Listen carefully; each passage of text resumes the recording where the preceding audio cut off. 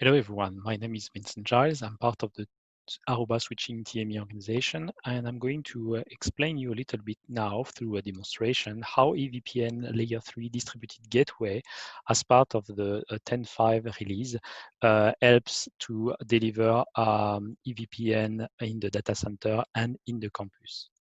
So let's move to the agenda. So I'm going to cover a demonstration with a proposed topology. We will review the configuration of all the equipments. We'll verify and troubleshoot the configuration of those. We'll do some traffic capture, and we'll conclude with some consideration. So let's move to the demo topology, and we'll go through the physical setup as well as a logical view of the VNI, the VXLAN number identifier.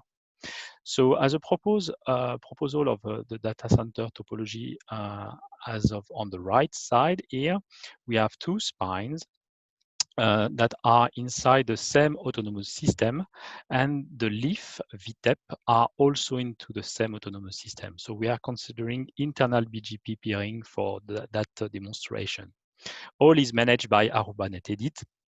You've got layer 3 circuits between the spine and the leaf, a VSX VTEP1 consisting of leaf 1A and leaf 1B, and a VSX VTEP2 consisting of leaf 2A and leaf 2B.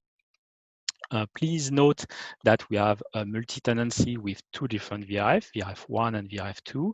Inside VRF1, we have multiple VLANs, VLAN 10, 11, and 12, with the associated subnets and associated L2 VNI, a single layer 3 VNI for that VRF1.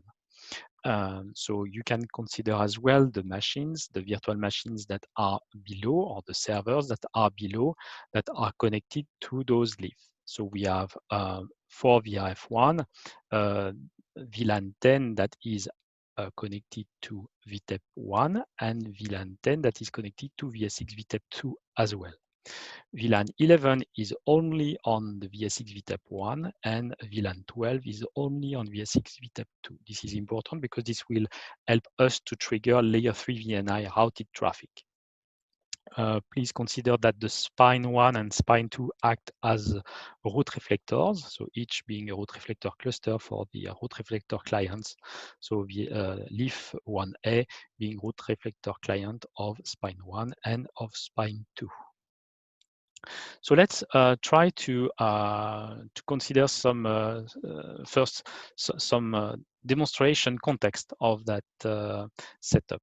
So first of all, we are using, due to the demonstration constraint and the lab constraint, we are using 6300 platform as a spine. So this is just for demonstration purpose and should not be used as a production, because there is no use case to have 6300 as a spine as of now. So it's not tested. So it's not that it's not going to work, but it's not tested. So consequently, I use that as a demonstration. It works, but please do not refer to that for production. The servers are not directly connected to the top of rack. I'm actually using virtual machines connected to an access switch, so that I'm optimizing my resource in the lab, so that we've got many different hosts, and we've got LACPs for these hosts, but this is not a true server with dual NIC connected to the top of rack 8325. So there is an intermediate switch that acts as a dual attachment for the top of rack connectivity. So you have the IP address of the systems below and the MAC address.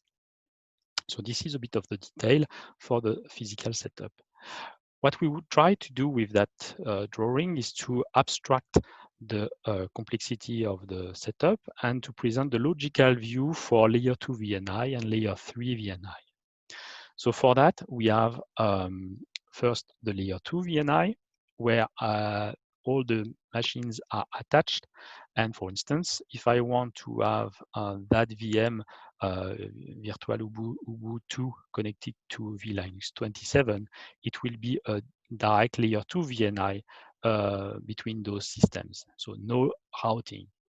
However, if I want to go from that same machine, Ubuntu, to vLinux 5, for instance, I will have to go through layer 3 VNI and down to that machine. So we'll see that later on, and that will trigger the routing. So we show the distributed layer 3 gateway with symmetric IRB.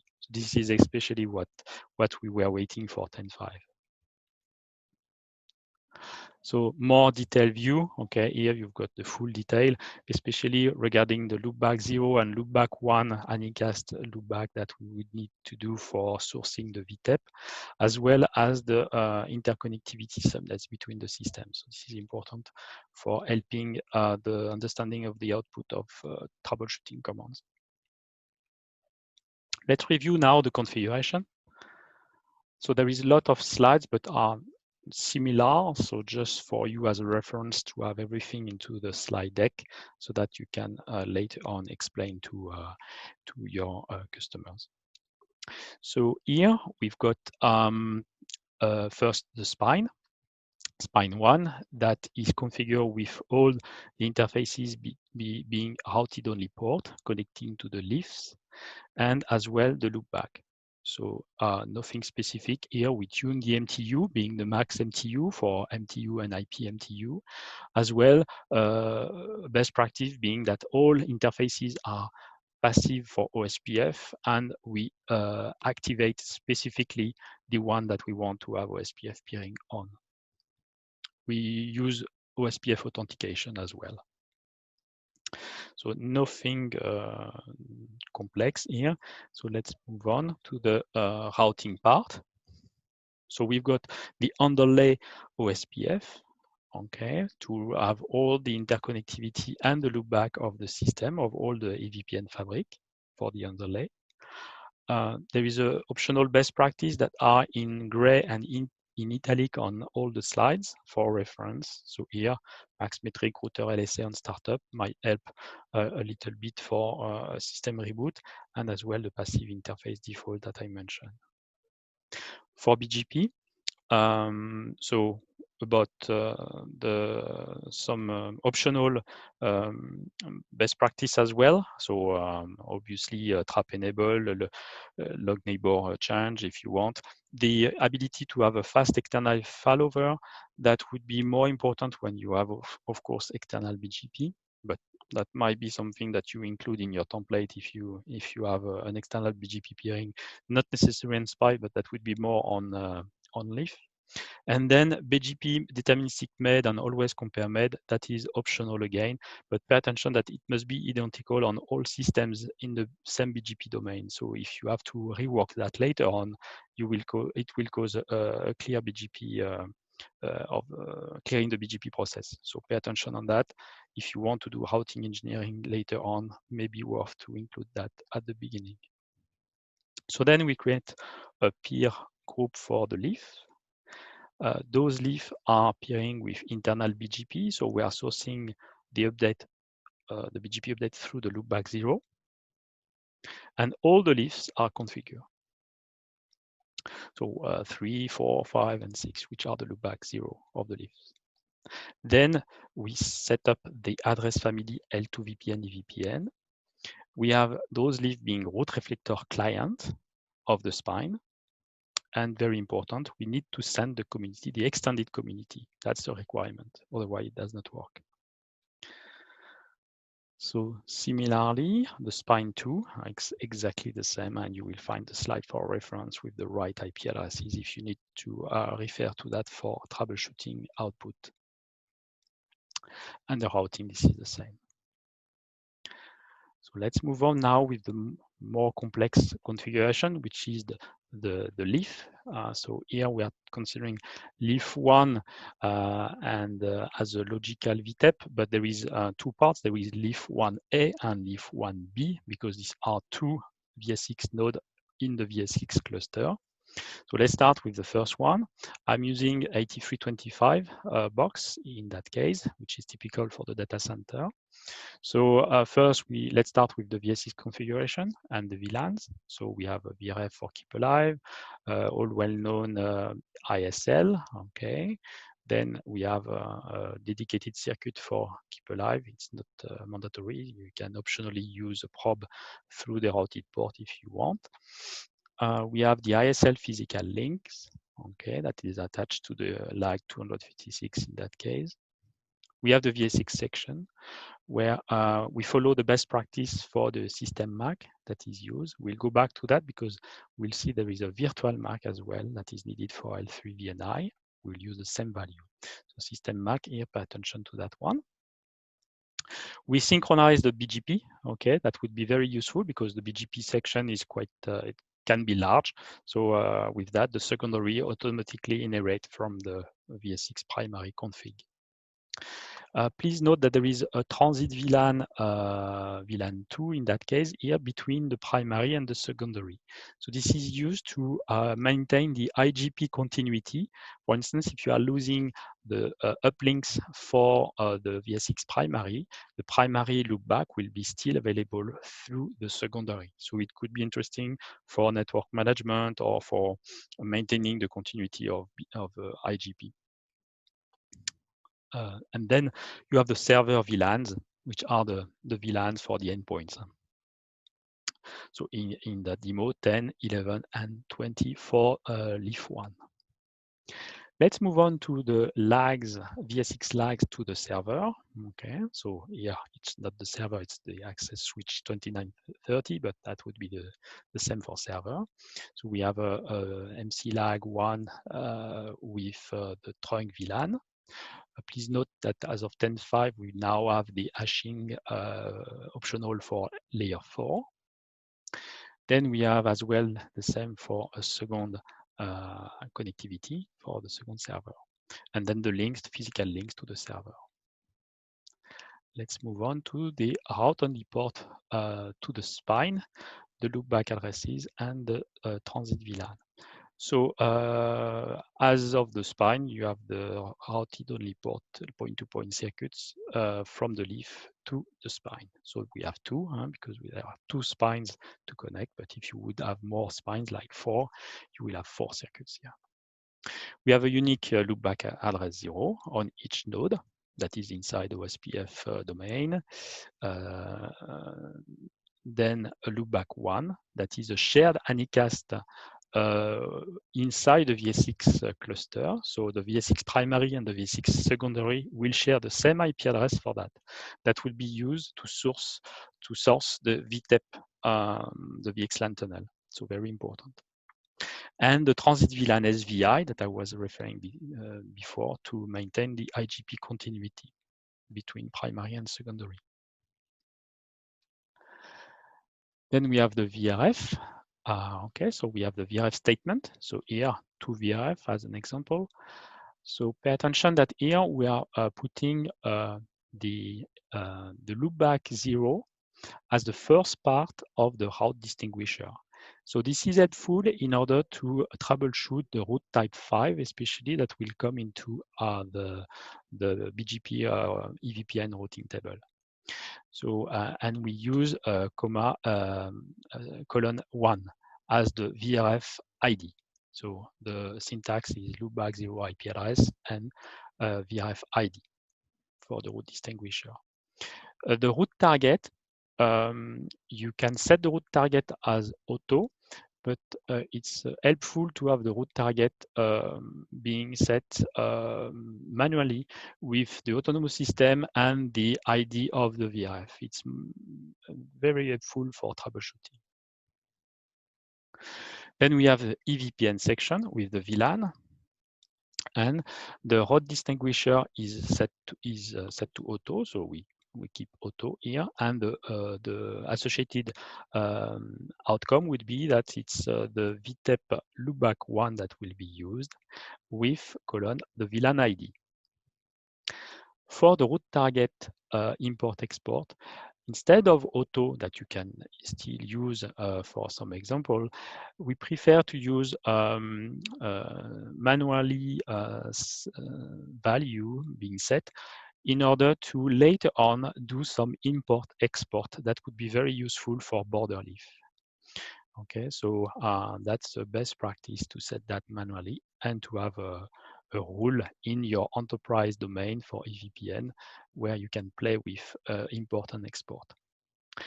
And something very important, this is the host route redistribution.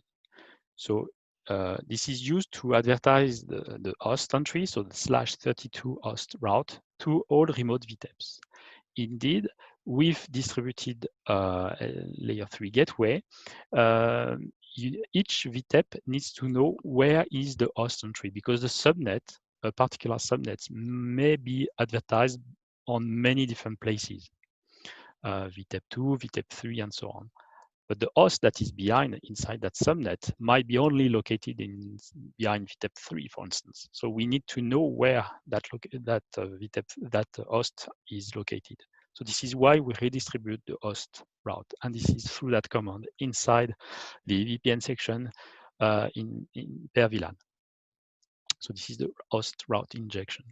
Okay, so very useful if you have, in the context of layer 3 distributed gateway, the subnet attached to many different locations, so many different racks.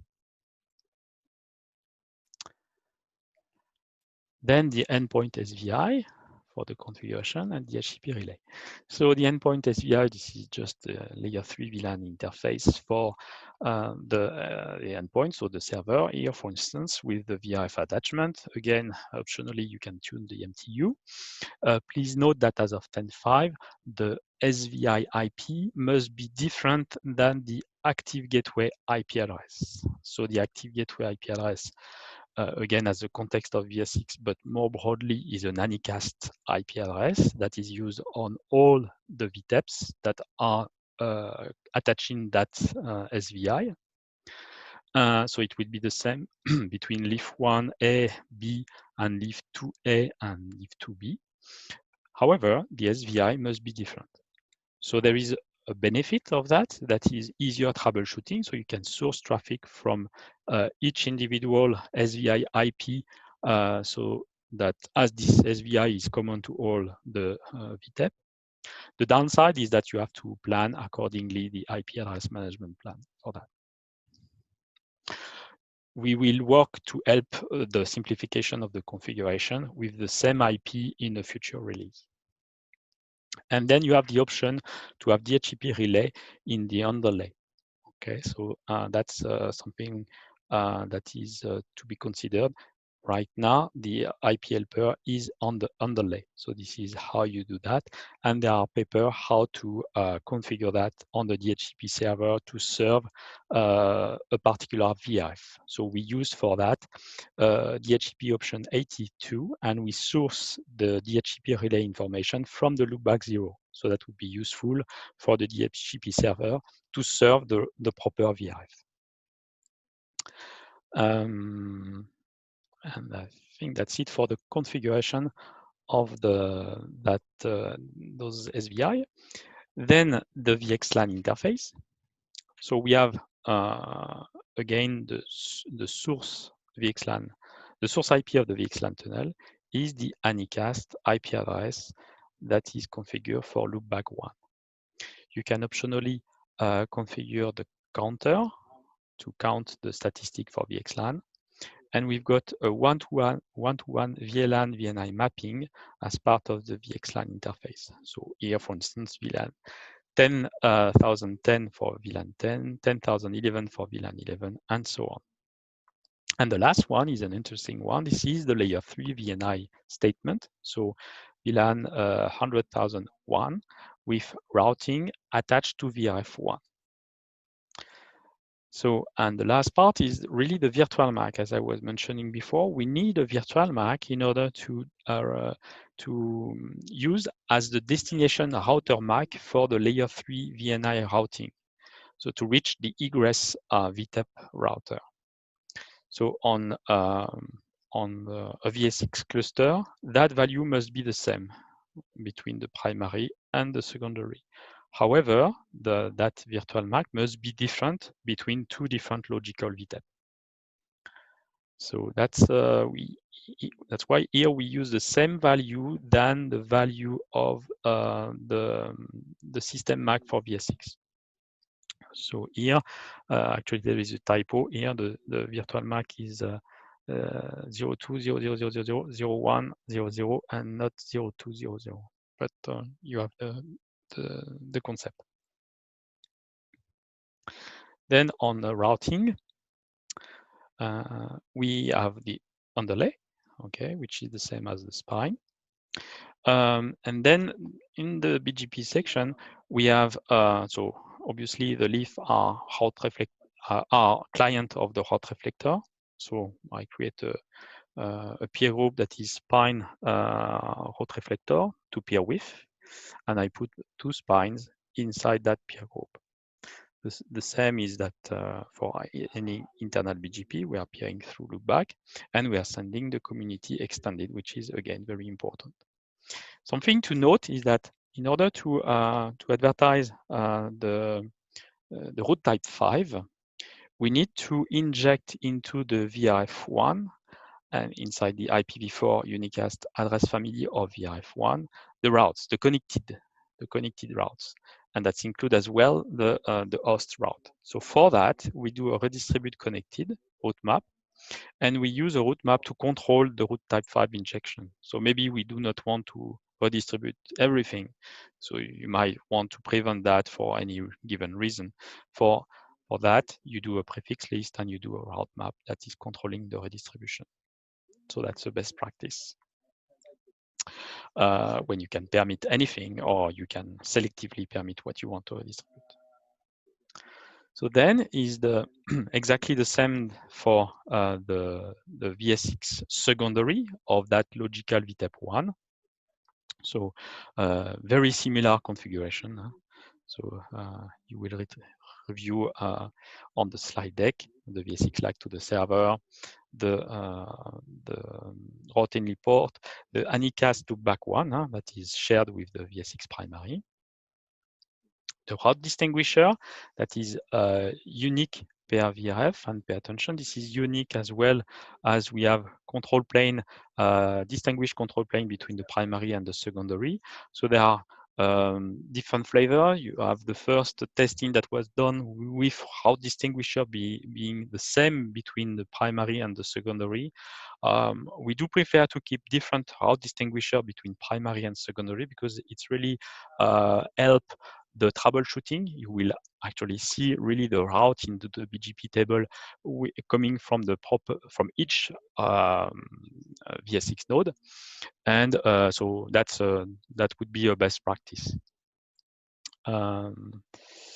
Next is the SVI. Again, please consider that you have a unique layer 3 VLAN interface, so it must be different. So as a consequence here, for instance, I've got SVI IP address on 8325.1, another SVI IP address on .2, and the same on .3 and .4. So I have to plan 4 different IP addresses inside the IP space for the subnet here.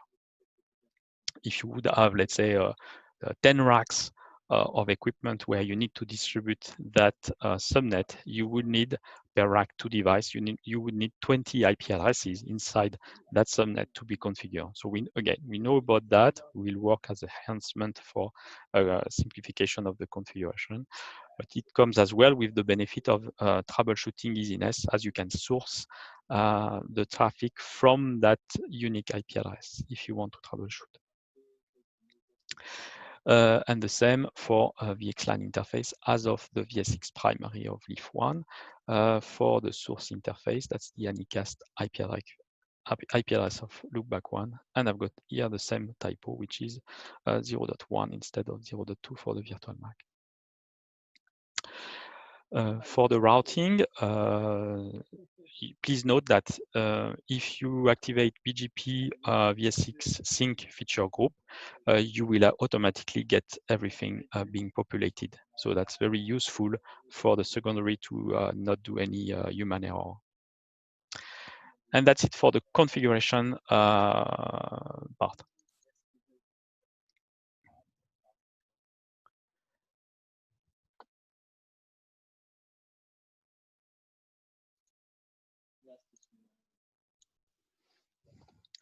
So let's move now to the verification and the troubleshooting.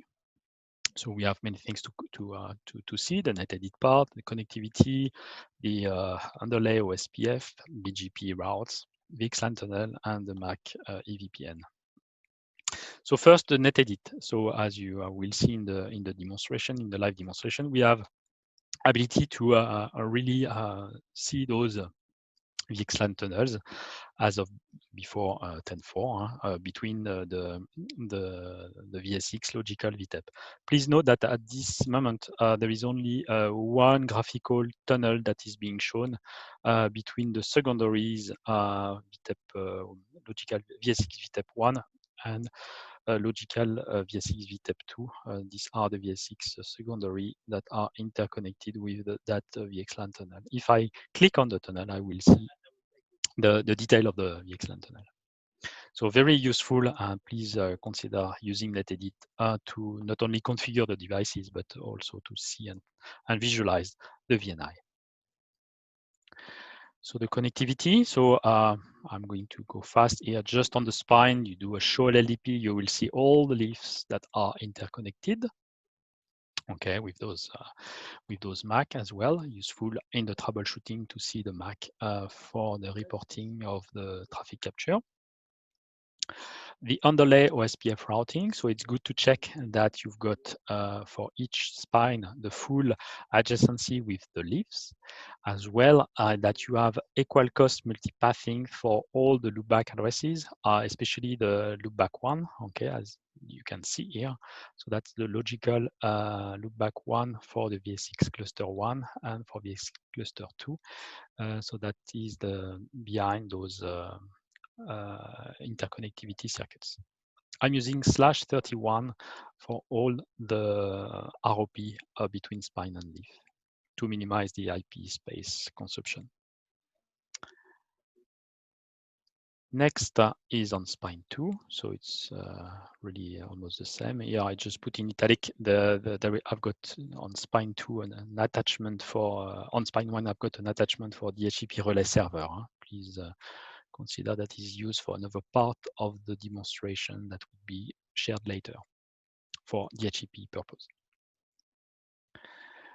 The leaf 1A, so again, for the underlay OSPF routing, you have the Anycast VSX VTEP 2 that is known as with an equal cost multipassing through the spines, 2 spines.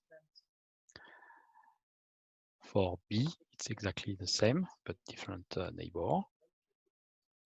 Please note that as well as of leaf 2A, you see the OSPF peering between with the spine, but as well inside the VSX cluster. So we have a transit VLAN 2 to peer and to exchange OSPF underlay routes between VSX primary and VSX secondary. And the same for leaf 2B, which is in my case 8325-4. So let's move now with checking the BGP session. So for that, on the spine, I can check everything with the command show BGP all VRF, all address families, and summary. It will provide me all the establishment state of all the leaves that are appearing with spine 1. And you can see that obviously a VSX primary and VSX secondary are appearing with a dedicated control plane on each, unlike what it would be for any IRF or VSS cluster. On spine 2, this is the same. Leaf 1A, we have here only 2 peering for the EVPN family because this is 1 per spine. And you see here inside the VRF1, you see here a statement about that VRF1 existing into the IPv4 unicast family due to the redistribution of the connected that we configured before. But there is no peering here. There will be peering into that address family later on when we touch base on the border leaf configuration. The same for the secondary. And again, same similar slide for the logical VTEP2. Okay, so let's move on with now the route type that we have from MPBGP VPN. Okay, so we have the route type 3 that are the inclusive multicast route useful to automatically discover the VTEP and create and establish the VXLAN tunnels. So you will see here those routes coming in. Especially you will see the prefix, well, the host entry for the VTEP source address. So that's 11.3 and 11.5 as the loopback one that is configured on the logical VTEP1 and the logical VTEP2. So these are useful to set up all the tunnels for all the layer 2 VNIs, okay, 10, 11, 12, 20. So that's the route type 3. Then the same, so it was on spine, so you can as well see those information obviously on the leaf. Now again on the spine, I'm checking now the route type 5. So these are the prefix route, so the subnet advertisement of the endpoint. So you can see here a subnet 10.1, 10.0, and the prefix length, which is /24 here, that is advertised from the route distinguisher .3 here, .4 here, and that VLAN 10, remember, is extended between the rack 1 and rack 2. So I've got it as well provided by .5 and .6. So each of those route distinguishers are unique per CX nodes here. So that it is why you see that route type 5 as associated with the route distinguisher. If you use the same route distinguisher, it's not the case. Okay, and I think I've got a slide for that here. On the rack 2, I use the same route distinguisher between primary and secondary for that particular VRF. As you can see here, it comes behind the same ID. So it's more difficult to troubleshoot. So we'd better to use this flavor here. The same route type 5 can be obviously seen on each leaf. Okay, so this is here a detail on leaf 1. Now you have all the route type 2. So the slide is the font is a bit small, but you have all the details. I think it could be useful for you to read through all the lines and understand what particular value is being learned. Why is there many different values? So here, because it's reflected by the route reflector. So that's an interesting task to go through all the routes to understand how this is being populated. Okay, so the route type 2 here on the spine. On the leaf, you will get the route type 2 as well. So the MAC, this is the route type 2 are the MAC and IP host information. So you will retrieve, for instance, for the VNI 12 that is connected to the rack 2. Here you have the host entry and the MAC. Okay, the MAC and the IP of the host entry 12.10. But you have as well the Anycast gateway, the layer 3 VLAN interface that is the configure on the VSX primary and on the VSX secondary. And you have that twice because you learn that for 2 different route reflectors. Next is the command, the MPBGP VPN VNI and VTEP command. So that is useful. Here you will check per VNI all the routes. So that could be useful. Here, as an example, we take the layer 2 VNI 10,010, and inside that layer 2 VNI, you have all the root type 2, okay, that are extracted here. And for the root type, for the VNI 100,001, which is the layer 3 VNI, you see the root type 5 that are useful. These are the prefixes. And you see the root type 2, which are the host entries that are injected in the layer 3 VRF that is useful to route to the host entry. Okay, so consequently, you will see that for a given MAC IP, so let's say, for instance, 10.100, you have a root type 2 that is part of the VNI, that is the layer 3 VNI, and you have the same MAC IP pair for the root type 2, which is part of the layer 2 VNI. Okay, so please consider that in a BGP EVPN tables, you will see a lot of routing information due to each VNI populating that route entries. So that was on the spine. On the leaf, it's exactly the same situation. So just to repeat and to have, again, a reference slides for you to go through and to help understanding.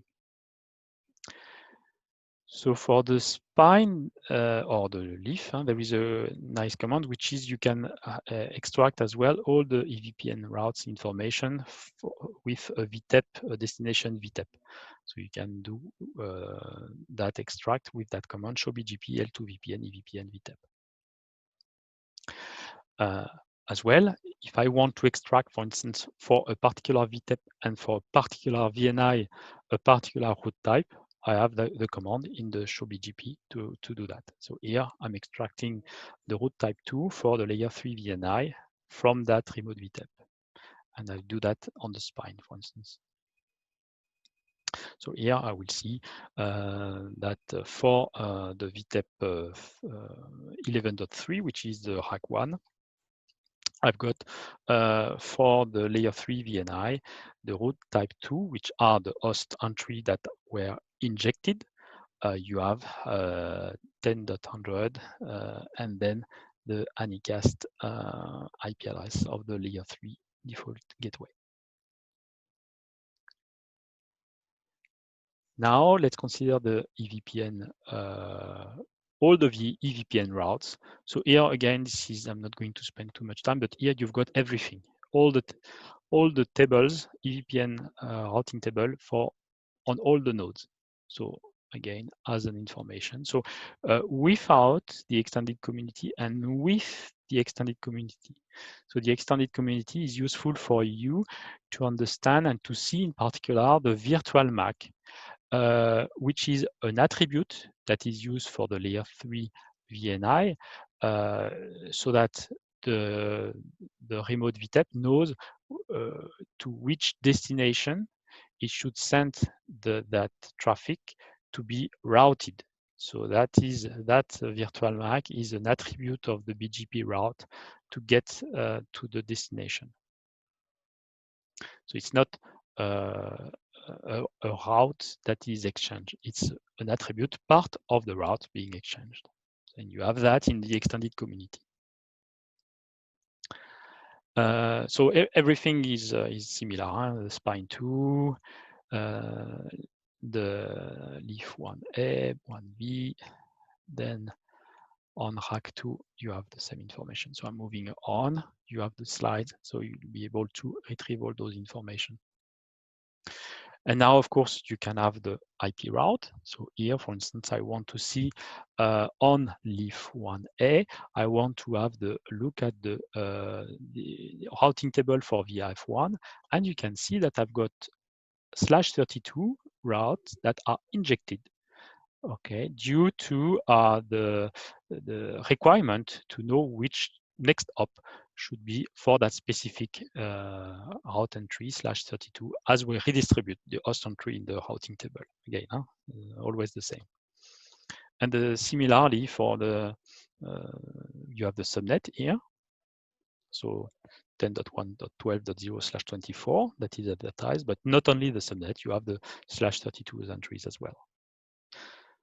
So consider that this can take obviously a lot of space in the routing table. So scalability could be a topic of discussion. And then we have the ARP entry as well as a show command that is useful to proceed to see if ARP resolution is working as expected, and the physical port being the VXLAN tunnel. Now, getting to the VXLAN tunnel verification, you have the show interface VXLAN 1 that show a summary of all the VNIs. If this is a VNI that is used for layer 3 or not, the associated VRF for that and VLAN for those VNIs, the remote VTEP, and this is EVPN. And the statistics. So the statistics come only if you configure with the command on the interface VXLAN.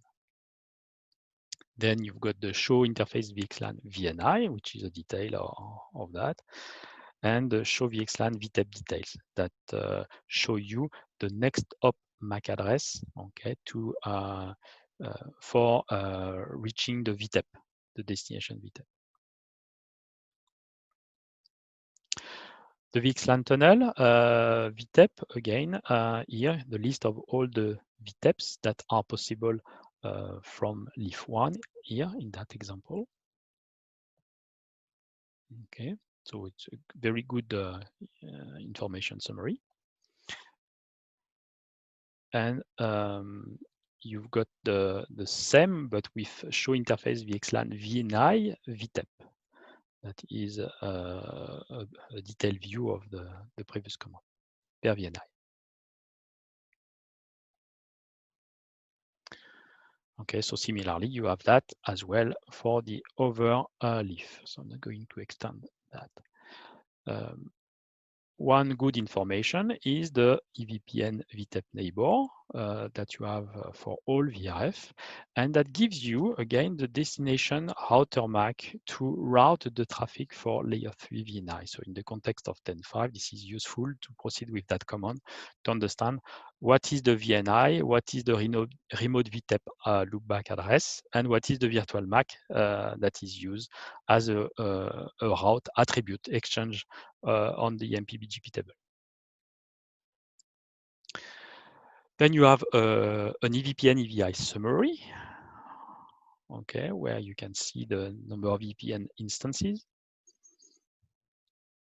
And a useful command that I recommend is the show EVPN EVI detail that show you the remote MAC that were learned and the peer VTEP for the associated layer 2 VNI and a layer 3 VNI as well. So very useful information to see the number of MAC being learned remotely. And you have as well the route target import and export. Then we have the MAC, EVPN, and the VLAN. So a show VLAN that show you a dynamic VLAN, if the VLAN is local or behind VXLAN. Okay, so that's something useful as a simple command.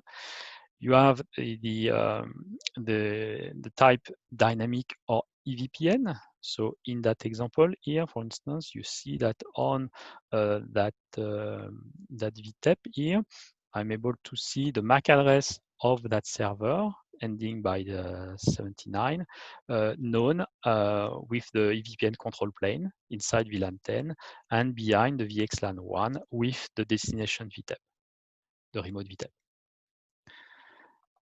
And you can see that that MAC will never edge out. So I will come back to that. So it's an important point to see that command as well. So the show MAC address detail. And then you have the summary of all the MAC and IP pair that is learned by EVPN with the show EVPN MAC IP, where you have that detail. So you see if this is local or remote with the flag.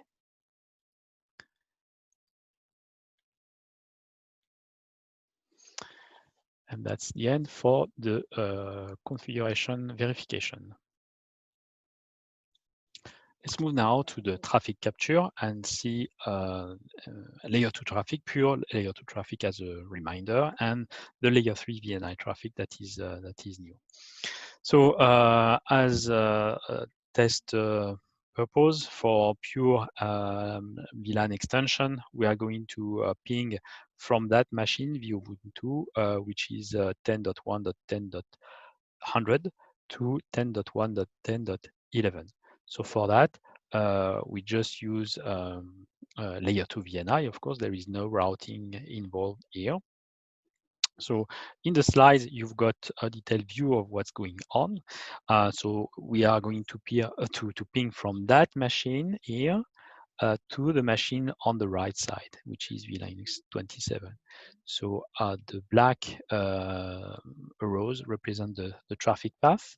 So it could be asymmetric, of course, because you've got equal cost multipathing on pretty much everywhere on the outbound of the server, on the VSX node. On each VSX node, you can go to spine 1 or spine 2 and so forth. And the traffic return is the same.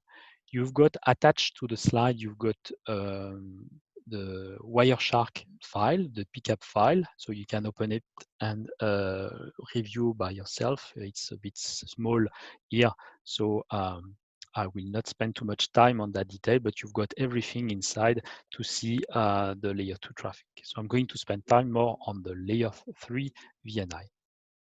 So with symmetric IRB.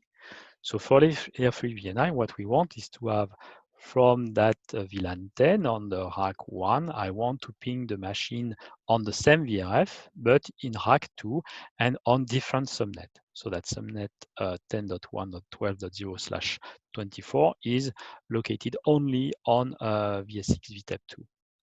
So for that, I need to use the layer 3 VNI and to route and send the traffic to the egress remote VTEP, VSX VTEP 2, with a request to route. Okay, so that's done with the layer 3 VNI and the destination MAC being used, being the system, the virtual MAC that we configured before.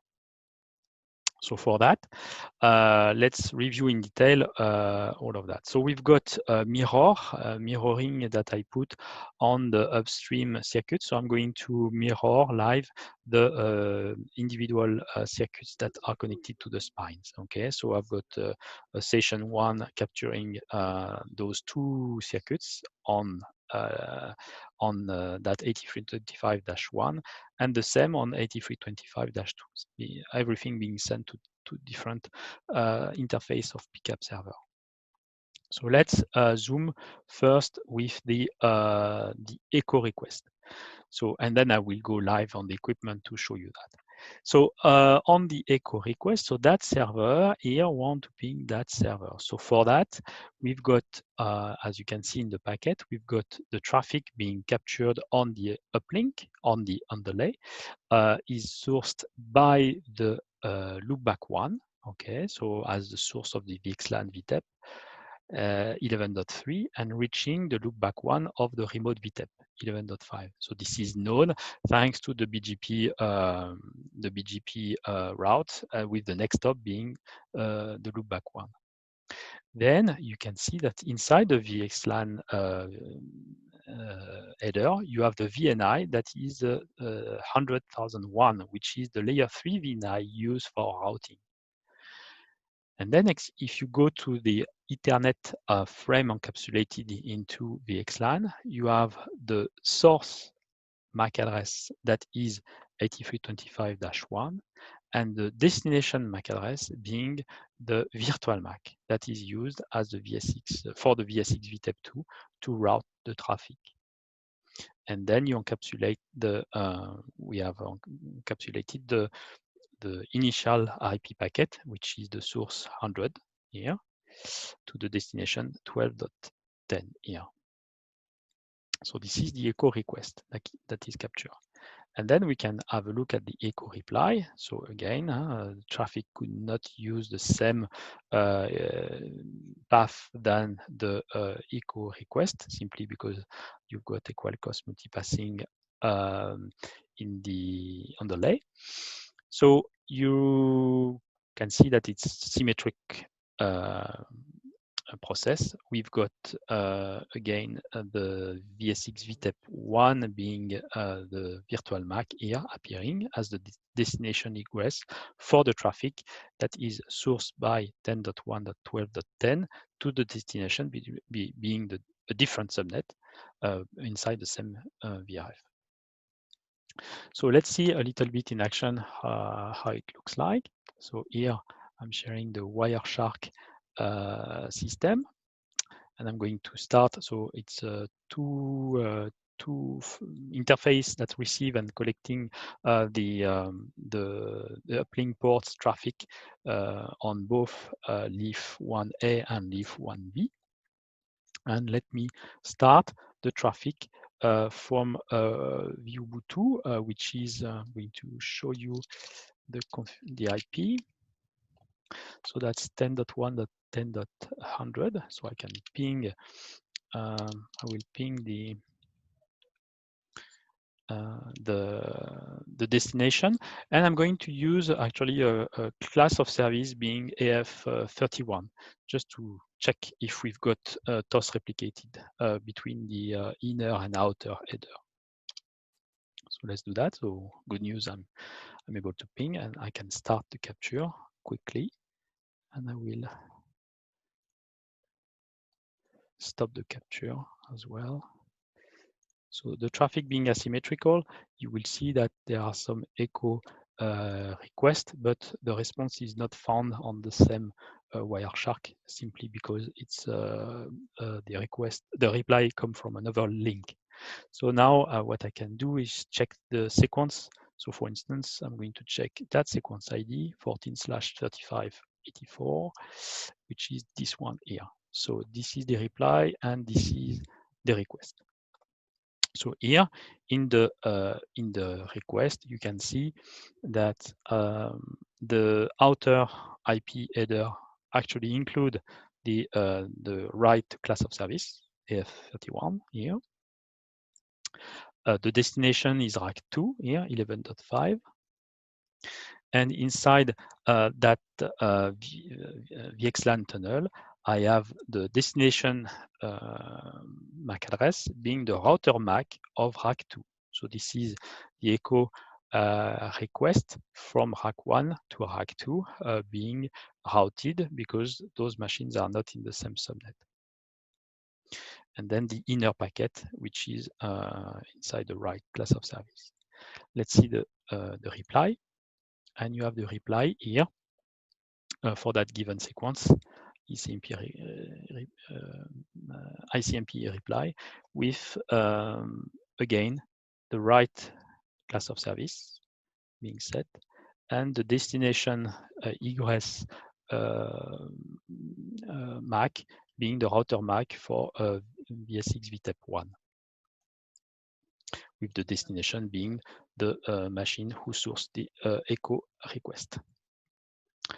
So that's it for I would say the Wireshark, the live Wireshark. We can also see what happened on NetEdit. There is no change on that compared to 10.4, and we will see on NetEdit the VNI that are associated to that visualization here. So that's a VNI 10,020 here for VRF2, for instance. If I put VRF1, I will see that as well. Okay, let's move on now to the conclusion. So we have points to keep in mind. The multi-tenancy that we have is VRF-based, so we can have IP address overlapping between VRF for subnet. Different subnets could be the same value, so that's particularly useful in the data center when you have templates of virtual machines that are instantiated by VRF. You can keep the same IP addresses. This is VRF-based. Right now, there is no multi-tenancy based on VLANs. So you cannot reuse VLAN 10 for a tenant 1 and VLAN 10 for a tenant 2. So this point needs to be considered. The MAC addresses being learned through the control plane, the VPN control plane, are not synced between the VSX primary and the VSX secondary. So this is done on purpose. It's control plane learning and not through ISL. In 10.5, the MAC addresses that are being learned by EVPN control plane are immediately programmed into the forwarding ASIC. So that could be something to consider again for scalability purpose. In 10.5 as well, the inter-VRF routing is done externally to the EVPN fabric. So you have to on the border leaf, and that would be a topic for next demonstration. So that is the way that is being performed in 10.5. So obviously to have the, for instance, the data center virtual machine to access external resources. Okay, so there is no problem to do that. It's simply that the route leaking has to be performed outside of the border leaf. The consideration that is famous is if you choose external BGP or internal BGP. We prefer as of 10.5 now to promote internal BGP because it's a bit simpler. And this is what has been tested in primarily. However, external BGP will be also tested later on. I do not expect to have many problems with external BGP later on, the later release being tested. And a next demonstration would be how to articulate the data center and the campus all together. So this is an extract view of what we are planning for demonstrating to have a layer 2 VNI extended between the campus and the data center, and layer 3 distributed gateway symmetric IRB performed as well for the same SVI spanning across the campus and the data center. So this is something that could be useful, and that would be a next demonstration.